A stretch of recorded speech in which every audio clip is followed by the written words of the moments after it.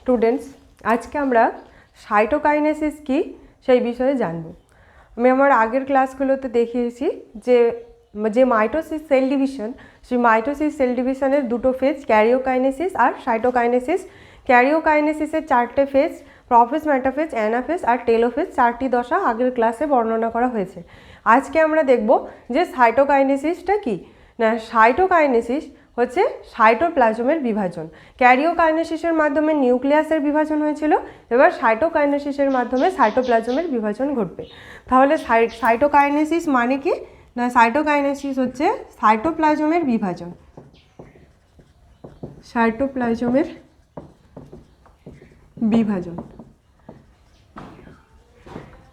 এই সাইটোকাইনেসিসটা উদ্ভিদের ক্ষেত্রে একরকম হয় আর প্রাণীদের ক্ষেত্রে একরকম হয়। প্রথমে আমরা দেখব উদ্ভিদের ক্ষেত্রে সাইটোকাইনেসিসটা কিভাবে হয়। উদ্ভিদের ক্ষেত্রে সাইটোকাইনেসিস কিভাবে হয় না, যখন ক্যারিওকাইনেসিস শেষ বা ক্যারিওকাইনেসিসের প্রায় শেষের দিকে এই সাইটোকাইনেসিসটা শুরু হয়। এই সাইটোকাইনেসিস শুরু হওয়ার সময় উদ্ভিদের যে কোষ, সেই উদ্ভিদ কোষে প্রথমে একটা উদ্ভিদ কোষ আঁকি।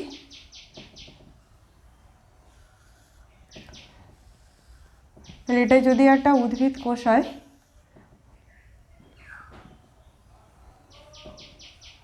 কি দেখব না, উদ্ভিদ কোষের মধ্যে আমার ক্যারিওকাইনেসিস হয়ে গেছে। তার মানে এদিকে একটা সেল আর এদিকে একটা সেল, আমার সেল না, নিউক্লিয়াস মোটামুটি তৈরি হয়ে গেছে। দুটো নিউক্লিয়াসের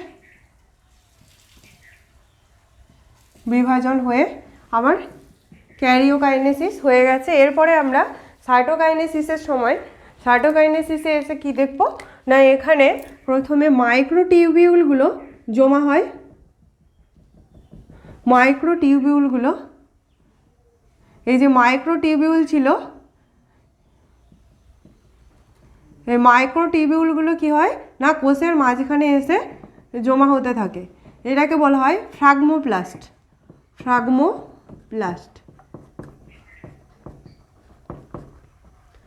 তাহলে কোষের মাঝখানে মাইক্রোটিউবিউল এগুলো এসে সঞ্চিত হয়ে কি তৈরি করলো, ফ্রাগমোপ্লাস্ট। এবার এরই নিচে আর একটা স্তর সঞ্চিত হয়, সেটা হচ্ছে ডিকটিওজোম নিঃসৃত ভেসিকল। তাহলে প্রথমে ফ্রাগমোপ্লাস্ট সঞ্চিত হলো, তারই নিচে আরেকটা স্তর হলো কি, ডিকটিওজোম নিঃসৃত কিছু ভেসিকল। দুটো জমা হলো, তাহলে দুটো পর্দার সৃষ্টি হলো। এই যে দুটো পর্দা যুক্ত এই কোষীয় ক্ষরণ, এই অংশটাকেই বলা হচ্ছে কি না কোষপাত বা সেল প্লেট। এটা হচ্ছে কোষপাত বা সেল প্লেট।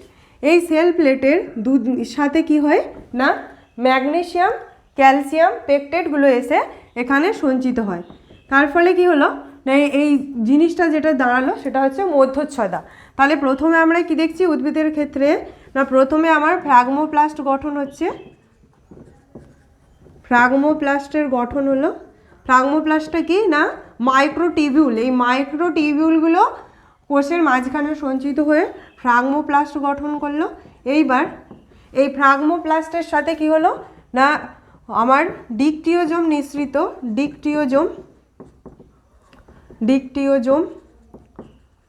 নিঃসৃত ভেসিকল, সেই ভেসিকলগুলো এই ফ্রাগমোপ্লাস্টের নিচে জমা হয়। ভেসিকল, ডিকটিওজোম নিঃসৃত ভেসিকল জমা হয়। ফলে এখানে কি হচ্ছে, প্রায় দুটো পর্দার সৃষ্টি হলো। এর সাথে এই যে দুটো পর্দা, তার সঙ্গে যে কোষের ক্ষরণ যুক্ত হলো, দিয়ে সেই অংশটাকে আমরা কি বলছি না কোষপাত বা সেল প্লেট। কোষপাত গঠন হলো। এবার কোষপাত গঠন হওয়ার পরে এর সাথে কি হবে, ক্যালসিয়াম আর ম্যাগনেসিয়াম পেকটেট যুক্ত হবে। Magnesium pectate.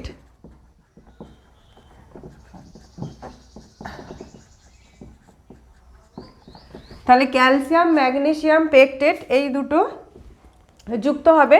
যুক্ত হয়ে কি হবে না, এই কোষপাতের সাথে ম্যাগনেসিয়াম, ক্যালসিয়াম পেকটেট যুক্ত হয়ে সৃষ্টি করবে মধ্যচ্ছদা বা মধ্যপর্দার সৃষ্টি করে। এবার এই মধ্য পর্দার দুই পাশে কি হবে না সেলুলোজ আর হেমিসেলুলোজের সৃষ্টি হবে, সেলুলোজ আর হেমিসেলুলোজ জমা হবে, সেলুলোজ ও হেমিসেলুলোজ।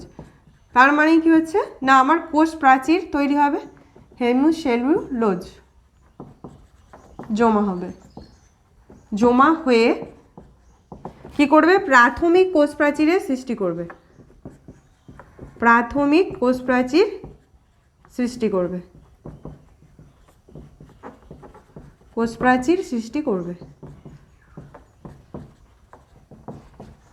ঠিক আছে, তাহলে এখানে আমার কোষপাত ছিল, কোষপাতের সাথে কি হয়েছে ক্যালসিয়াম ম্যাগনেসিয়াম পেকটেট যুক্ত হয়েছে, দিয়ে সেখানে মধ্যচ্ছদা বা মধ্যপর্দা সৃষ্টি হয়েছে। সেই মধ্যপর্দার দুপাশে আবার কি হচ্ছে সেলুলোজ হেমিসেলুলোজ যুক্ত হয়ে প্রাথমিক কোষ প্রাচীর সৃষ্টি করছে। এইবার এই প্রাথমিক কোষ প্রাচীরটা ধীরে ধীরে মাঝখানে সঞ্চিত হবে, মাঝখানে হয়ে যাওয়ার পরে তাহলে এখানে আমার কোষ পর্দা সৃষ্টি হয়েছে আর কোষ প্রাচীরটাও সৃষ্টি হয়েছে, এটা কেন্দ্রে হবে, দিয়ে ধীরে ধীরে এটা পরিধির দিকে এগিয়ে যাবে, গিয়ে যে মাতৃকোষের যে কোষ প্রাচীর সেই মাতৃকোষের কোষ প্রাচীরকে এটা স্পর্শ করবে। তার ফলে কি হবে না সেল দুটো অংশে বিভক্ত হয়ে যাবে, গিয়ে দুটো অপত্য কোষের সৃষ্টি করবে। তাহলে কি হয়ে যাবে না সেলটা দুটো অংশে বিভক্ত হয়ে গিয়ে দুটো অপত্য কোষের সৃষ্টি করবে। তখন এই ফ্রাগমোপ্লাস্টটা মানে এই গঠনটা কোষপাত গঠনটা পুরো কেন্দ্র থেকে পরিধির দিকে চলে যাবে, গিয়ে এপাশে একটা সেল হয়ে যাবে আর এপাশে একটা সেল, মানে দুদিকে দুটো সেলের সৃষ্টি হয়ে যাবে, দুটো আলাদা কোষের সৃষ্টি করবে। এই দুটো হচ্ছে কি না অপত্য কোষ, অপত্য কোষ, তাহলে দুটো অপত্য কোষের সৃষ্টি করবে। এটা হলো কি না উদ্ভিদের ক্ষেত্রে সাইটোকাইনেসিস। প্রাণীদের ক্ষেত্রে সাইটোকাইনেসিসটা কীরকম,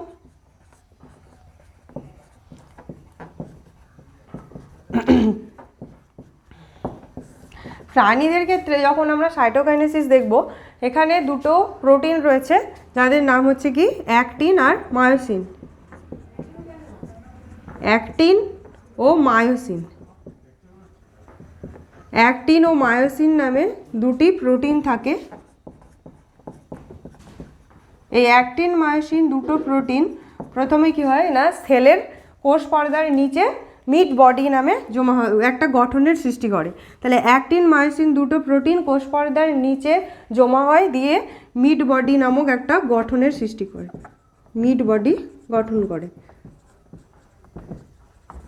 এরপরে এই যে দুটো প্রোটিন অ্যাক্টিন মায়োসিন এদের মধ্যে এই দুটো প্রোটিনের সংকোচনের ফলে একটা বলের সৃষ্টি হয়, যেটা কি করে না প্রাণী কোষের কোষ পর্দার মধ্যে একটা ক্লিভেজের সৃষ্টি করে।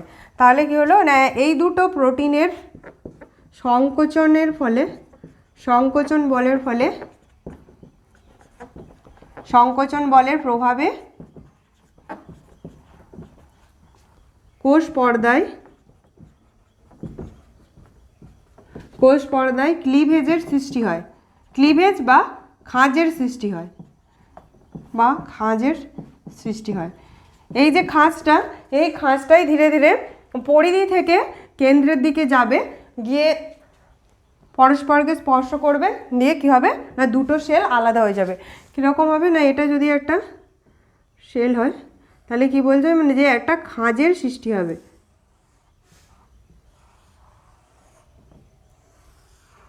এটা একটা সেল ছিল, তাহলে প্রাণী কোষের সেলগুলোতে এরকম কন্ডিশনে ছিল।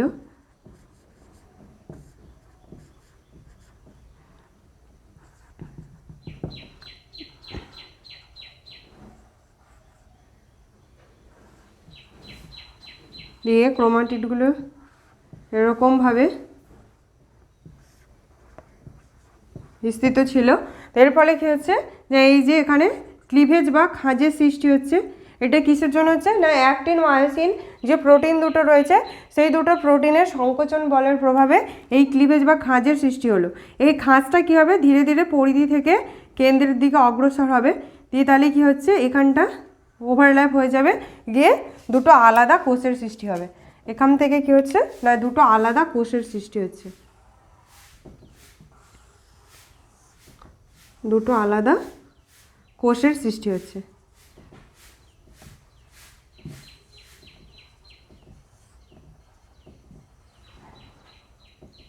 দুটো আলাদা করে কোষের সৃষ্টি হবে।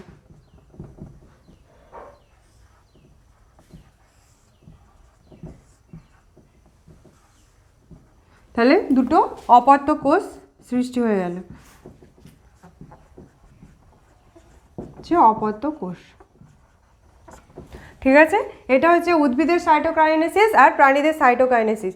তাহলে উদ্ভিদ আর প্রাণী কোষের যদি আমরা মাইটোসিসের পার্থক্য দেখি, তাহলে এদের মাইটোসিসের মধ্যে পার্থক্য কি দেখব, দুটো ক্ষেত্রে মাইটোসিসের পার্থক্য। মাইটোসিসের পার্থক্য যদি দেখি তাহলে উদ্ভিদ আর এপাশে রয়েছে প্রাণী। তাহলে উদ্ভিদের মাইটোসিসে কি হয় না, উদ্ভিদের যখন মাইটোসিস দেখি তাহলে তাদের যে অ্যাস্ট্রাল রে সেটা কোথা থেকে তৈরি হয় না, সাইটোপ্লাজমীয় মাইক্রোটিউবিউল থেকে।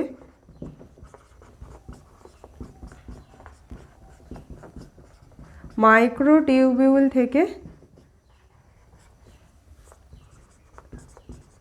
সাইটোপ্লাজমীয় মাইক্রোটিউবিউল থেকে অ্যাস্ট্রাল রশ্মির সৃষ্টি হয়,